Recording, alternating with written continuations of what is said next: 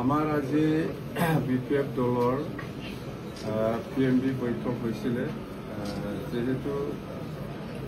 আপোনালোকে সবে গম পাইছে যে অহা 5 তাৰিখ অক্টোবৰত যেটো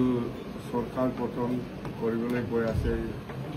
ইয়াৰে অত্যধিক সেরিমনি আছে সেইটো বিষয়লৈ আমি এতিয়া সরকার যেটো বনাবলৈ গৈ আছে যেটো সময়ও নাই এই হিসাবত আমি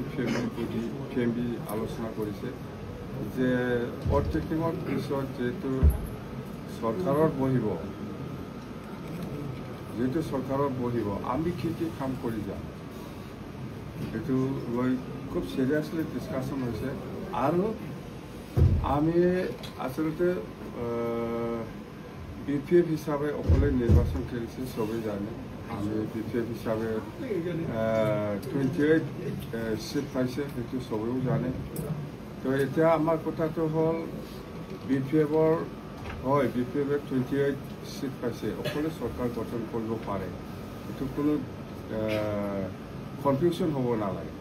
কিন্তু আমার বিপিএফর নেতা কর্মীসকলে যিখিনি PMB বডি বা ডিস্ট্রিক্ট বডি বা সেন্ট্রেলত যিখিনি কর্মীসকল আছে সবে চিন্তা কৰিছে যদি বিপিএফ BTC সকলো জাতি জনগোষ্ঠী বা সকলো শ্ৰেণীৰ লোকসকলৰ যেটো উন্নয়নৰ কথা কৈ আহিছো বা BTC নিৰ্বাচনৰ ইলেকশন প্ৰচাৰ অভিযানৰ প্রচারের সময়ত বহুত কথা রাইজর মাজত প্রতিশ্রুতি দিয়ে আহিছে বা কাম করিম সেইটো বলে কৈ আছে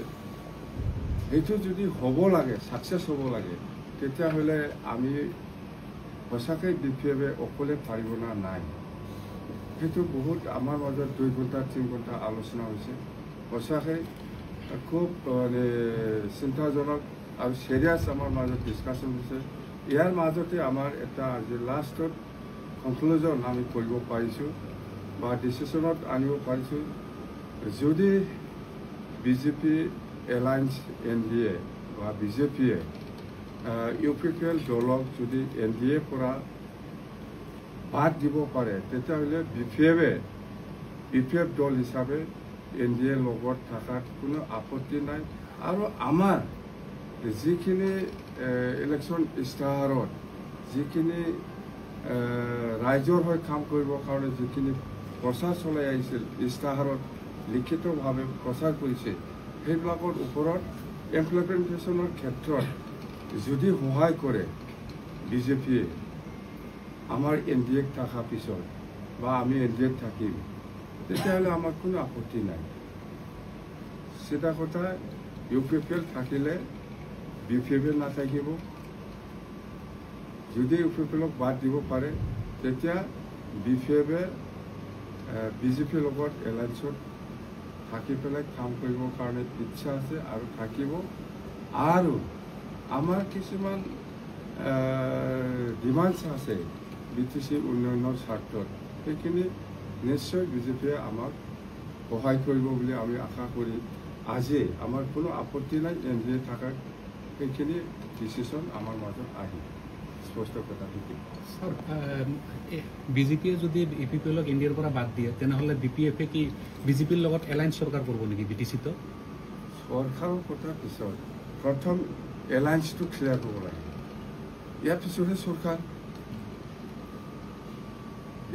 সরকার প্রথম এলায়েন্সটো ক্লিয়ার আমি কৈছো যে UPPLক বাদ দিয়ক আমি NDAত সোমাই যাম তেতিয়া ক্লিয়ার হৈ গল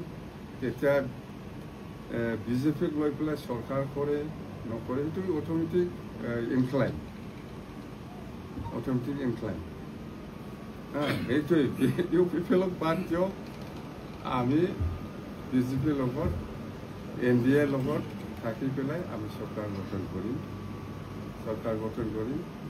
আমি সৰকাৰ গঠন কৰি মানে এলায়েন্সত আমি থাকিম সৰকাৰটো অকলেও বনাব পাৰে বিজেপিকো লৈ পেলাই বনাব পাৰে সেইটো সেকেন্ড অপশন প্ৰথমত NDA এলায়েন্স UPPLক বাদ দিব লাগিব